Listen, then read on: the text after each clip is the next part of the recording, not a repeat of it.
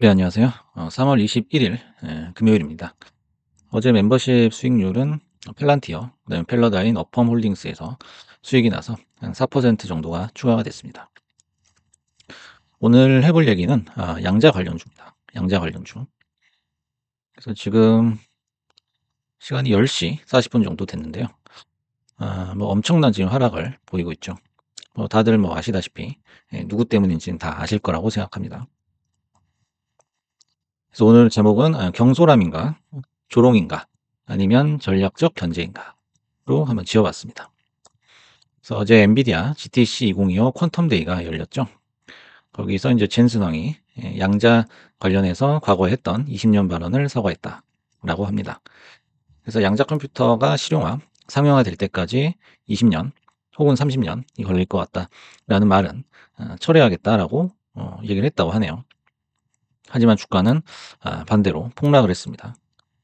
그래서 이 행사는 역사상 최초로 한 회사의 CEO가 여러 게스트를 초대해서 자신이 왜 틀렸는지 설명하는 자리다. 이런 얘기를 했다고 합니다. 그래서 이제 올해 1월에 CES 2025였죠. 그래서 엔비디아가 참여하는 어떤 행사에서 지금 두 번째로 또 양자주가 유탄을 맞게 됐습니다. 정말 유용한 양자 컴퓨터가 언제 나오냐는 질문에 15년 너무 이르고 20년이 적당하다. 네, 이게 1차 폭격이었죠. 그래서 다음날부터 쭉 빠져가지고 반토막이 나버렸죠. 양자주 전체는 이제 초토화가 됐었죠. 결과적으로 2차 폭격이라 할 수 있는 어제 발언이 있었는데요. 그건 이제 또 영향을 줬습니다. 그래서 본장이 끝나고 앱장에서 계속 빠지고 있는 그런 추세입니다. 그래서 이제 주목해 볼 부분이 뭐냐면 1월 발언과 관련해 가지고 내 첫 반응은 그러니까 젠슨왕이 한 얘기죠. 그들이 상장 기업인지 몰랐다는 거예요. 그리고 양자 컴퓨팅 회사가 어떻게 성장 기업일 수 있지? 였다. 다소 이제 황당한 발언이죠. 그리고 자신의 발언으로 주가가 급락한 부분에 대해 미안함을 나타냈다. 사과라고 하기에는 너무 그렇죠. 그래서 그러면서 어쨌든 양자 컴퓨터 기업이 상장사였다는 점을 알게 된 것은 기쁘게 생각한다고 덧붙였다. 이건 마치 조롱하듯이 뭐 그 관련 회사의 CEO들은 뭐 어떻게 생각할지 모르겠지만 주주분들 입장에서는 상당히 기분이 나쁜 그런 얘기인 것 같아요. 그래서 이제 이 얘기를 해석을 해 보자면 그거죠. 진짜 이름도 모르는 너네 같은 회사가 상장을 해? 난 너네가 상장한지 몰랐어 이거죠. 그리고 주가 떨어져서 사과하라며.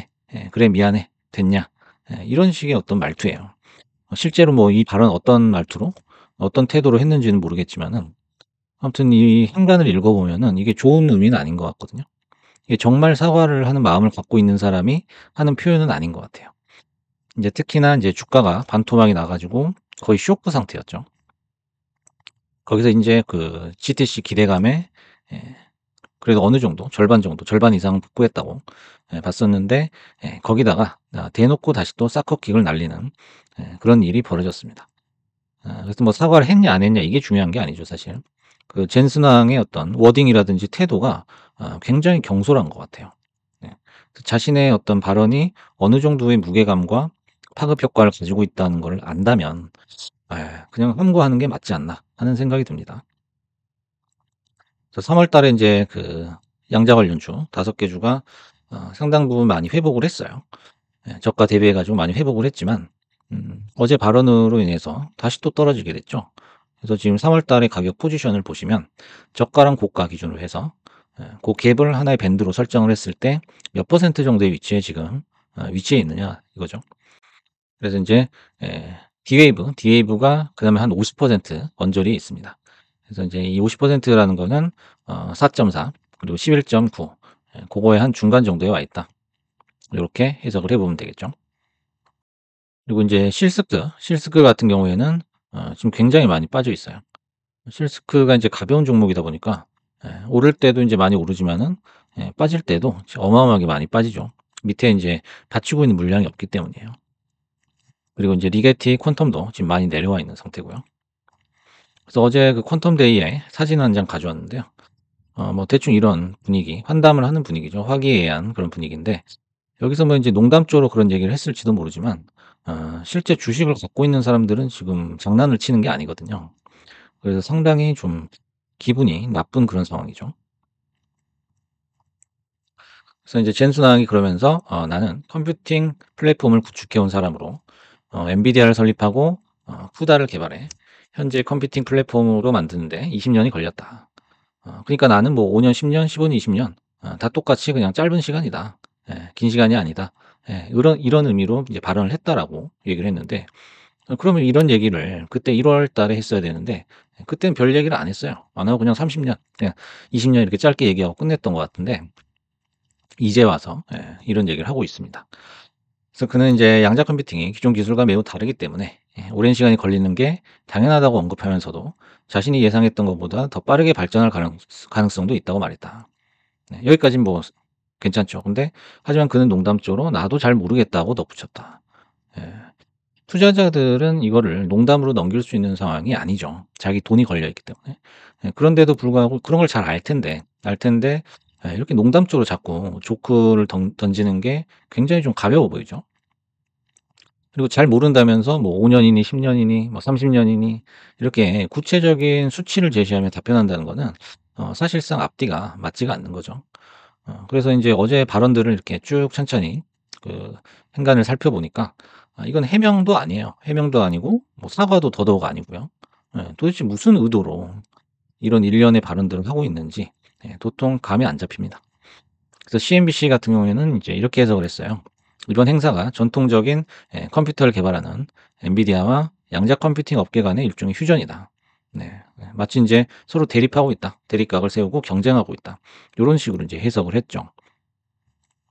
그래서 양자 컴퓨터가 AI를 대체할 것이라는 인식에 양자가 뜨면은 엔비디아 주식이 하락했다고 고렇게 인제 분석을 하고 있습니다. 이제 그 와중에 이제 피터 채프먼이라고 아이온큐 회장이 있어요. 예. 그 사람이 이제 무슨 얘기를 또 했냐면 엔비디아의 GPU가 자사 업무에 핵심적이라고 강조를 했다고 해요. 예. 굳이 이런 얘기를 할 필요가 있나 하는 생각이 들어요. 사실 그 이렇게 전 세계에 주목을 받는 그런 행사인데 그런데 인제 아이온큐 같은 인제 회사가 참석하기가 사실 쉽지 않죠. 참석해서 인제 중요한 발언을 왜 중요하냐면 인제 전 세계 이목이 집중이 돼 있기 때문이죠. 그러면 인제 뭐 자기 회사를 뭐 홍보한다든지 아니면은 뭐 그 주식을 갖고 있는 주주들을 위해서 좀 긍정적인 얘기를 해줄 수도 있는데 엔비디아 칭찬 안 해도 되죠. 안 해도 되죠. 마치 엔비디아 임원처럼 이런 식으로 인제 얘기를 했다는 거죠. 그래서 양자컴이 개발된 과정에서 대부분의 연구는 엔비디아가 판매하는 제품과 같은 고성능 컴퓨터를 통해서 이루어진다. 그리고 인제 양자컴은 고전 컴퓨팅을 대체하는 건 아니고 함께 작동한다. 이런 얘기를 했죠. 그러면서 또 이 사람도 농담을 했어요. 아까 그 사진 보시면 아시겠지만 그냥 이렇게 막 밝은 분위기에서 얘기를 하는 거예요. 그러다 보니까 지금 주식을 갖고 계신 분들의 그런 고통을 그냥 좀 도외시하는 게 아닌가 하는 생각이 듭니다. 그래서 이게 끝나면 엔비디아 주식을 공매도 하지 않을 것이라고 농담을 했다. 예. 과거에 인제 아이온큐 ETF 3 배짜리 ETF가 상폐가 됐었죠. 그래서 그걸 인제 갖고 있던 주주들이 돈이 공중분해된 거예요. 그냥 사라진 거죠. 뭐 그 사람들은 아이온큐의 성장 또는 주가의 상승을 강하게 믿었던 거죠. 근데도 불구하고 요런 얘기를 했다는 게 참 이해가 가질 않습니다. 그다음에 인제 젠슨왕은 이날 보스턴에 엔비디아 가속 양자 연구센터를 설립한다고 발표를 했죠. 그래서 인제 본격적인 양자 컴퓨팅 개발을 하겠다. 이렇게 선언을 한 겁니다. 그래서 뭐 하버드나 뭐 MIT나 퀀티넘, 퀀텀 머신, 뭐 큐에라 등도 참여를 한다. 그래서 뭐 신약 개발부터 재료 개발에 이르기까지 중요한 여러 가지 문제들을 해결해 나가겠다. 요렇게 얘기를 했다고 합니다. 그래서 인제 퀀텀 데이는 올해 첫 행사로 서툴 수가 있다. 그러니 기대치를 낮춰 달라. 다음엔 엄청 날 것이다. 요런 얘기를 또 했다고 하네요. 뭐 병 주고 약 주는 것도 아니고요. 그리고 인제 마지막으로 인제 그 퀀텀 데이 기사는 아닌데 그 양자 통신에 대한 뉴스입니다.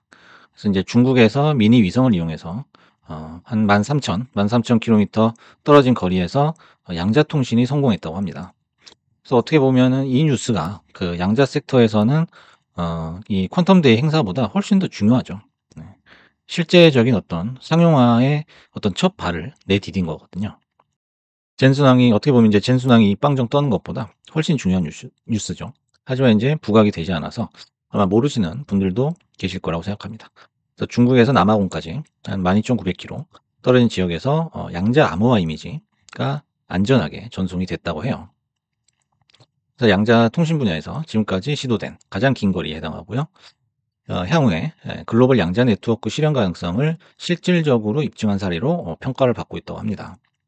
그래서 이제 대략적으로 어떤 내용이냐면 송신자가 레이저 펄스를 양자 중첩 상태로 설정해서 전송을 하는 거예요.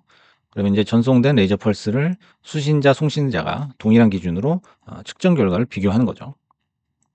그걸 통해서 이제 고유한 암호키를 생성하는 방식이다. 그래서 이게 왜 중요한 기술이냐면 제3자가 해독할 수 없다라고 합니다. 해독을 해서 이제 암호를 풀려고 도청을 할 경우 양자 상태가 즉시 붕괴가 된다고 합니다. 네, 그래서 이제 오류 신호를 통해서 보안 위협이 즉각 감지되기 때문에 해킹 자체가 불가능하다. 이렇게 이해를 하시면 되겠습니다. 그래서 이걸 이제 이용하면은 양자 네트워크, 그다음에 기존 통신 네트워크를 통합하는 하이브리드 보안 통신 체계의 상용화가 가능할 전망이다. 그래서 여기서 이제 상용화라는 단어가 등장을 하게 되는 거죠. 그래서 이제 이 뉴스가 왜 중요하냐? 자, 세 가지 정도로 한번 정리를 해봤습니다. 첫 번째는 이제 테크 영역에서의 중국의 기술이 이미 미국을 뛰어넘었다는 거예요. 미국을 뛰어넘었다는 거예요. 그러니까 AI도 마찬가지지만 그 포스트 AI라고 할 수 있는 양자 쪽에서도 이미 기술로 치고 나오고 있다라는 거죠. 두 번째는 이제 양자 암호 그 기술이 비트코인이나 블록체인 업계에는 오히려 호재가 될 수 있다는 거죠. 과거에는 이제 어떻게 생각을 했냐면 어, 그 양자 복호화 기술이죠. 암호를 이제 푸는 기술이 비트코인의 암호를 다 풀어버린다. 단순히 이렇게 생각하고 뭐 걱정을 했었지만 이런 이제 사례에서 보듯이 새로운 암호 체계가 만들어지는 거예요. 그래서 지금 굉장히 빈번하게 해킹을 당하고 있는데요. 그거를 이제 막을 수 있는 하나의 대책으로도 아마 기술적인 어떤 발전이 있을 수 있다라는 거죠. 그다음에 이제 세 번째는 양자 섹터 중에서 가장 먼저 흑자를 낼 수 있는 어떤 기업 또는 종목은 프로세서 쪽이 아니라 암호 관련 보안 기업일 확률이 굉장히 높아졌다는 거예요. 그래서 우리가 지금 보시면은 여러 가지 이제 양자 컴퓨터 프로세서를 개발을 하고 있죠. 뭐 구글도 그렇고 MS도 그렇고 뭐 그런 빅테크에서도 이제 뛰어들고 있는데 뭐 프로세서도 물론 중요하지만은 보안 기업 쪽에서 상용화가 더 먼저 될 가능성이 높다라는 거죠. 네, 그런 생각도 한번 해봤습니다. 그래서 오늘은 이제 어제 퀀텀 데이에서 젠순왕의 발언 그리고 그 영향에 대해서 한번 알아봤습니다. 감사합니다.